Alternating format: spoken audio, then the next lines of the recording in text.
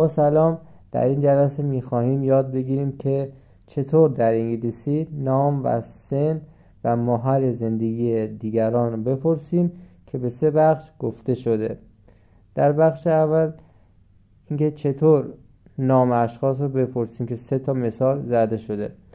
What's your name؟ اسم شما چیست؟ My name is علی. من علی هستم. حالا بخوایم بپرسیم اسم برادر شما چیست، باید بگیم What's your brother's name؟ اسم برادر شما چیست؟ My brother name is اشکان. اسم برادر من اشکان است. What's your sister name؟ اسم خواهر شما چیست؟ My sister name is سارا. اسم خواهر من سارا است. که فهمیدیم که برای پرسیدن بعد کلمه what's رو اول جمله بیاریم.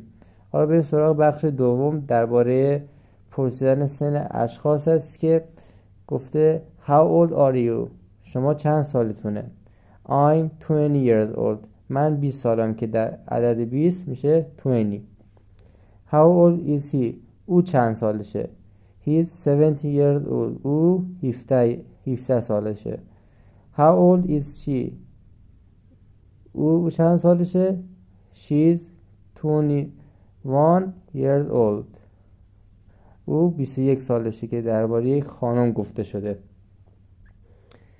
پس درباره اینکه چطور سن اشخاص رو بپرسیم باید how old بیاریم که بعد با فعل با توجه به شخصی که حالا او دختر باشه یا پسر باید همون فعل توش رو به کار بگیریم.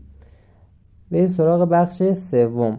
در بخش سوم اینکه چطور محل زندگی افراد رو بگیم یا سوال کنیم گفته شده Where do you live؟ شما در کجا زندگی میکنید؟ I live in شیراز. من در شیراز زندگی میکنم. حالا در پرسیدن محل زندگی افراد چند نوع سوال میتونیم به کار ببریم که حالا در نوع دوم گفته What's your nationality؟ ملیت شما چیست؟ I'm Iranian. من ایرانی هستم. What's your hometown؟ hometown به معنی زادگاهی که من در لغت‌هایی که در قسمت بالا می‌بینید گفته شده. حالا میگه که زادگاه کجاست؟ My hometown is اصفهان. زادگاه من اصفهان است. خیلی خوب. حالا شما میتونید با این سوالا که در 3 بخش گفته شد میتونید به راحتی از دیگران سوال کنید و خودتون رو معرفی کنید. ممنون که همراه من بودید. امیدوارم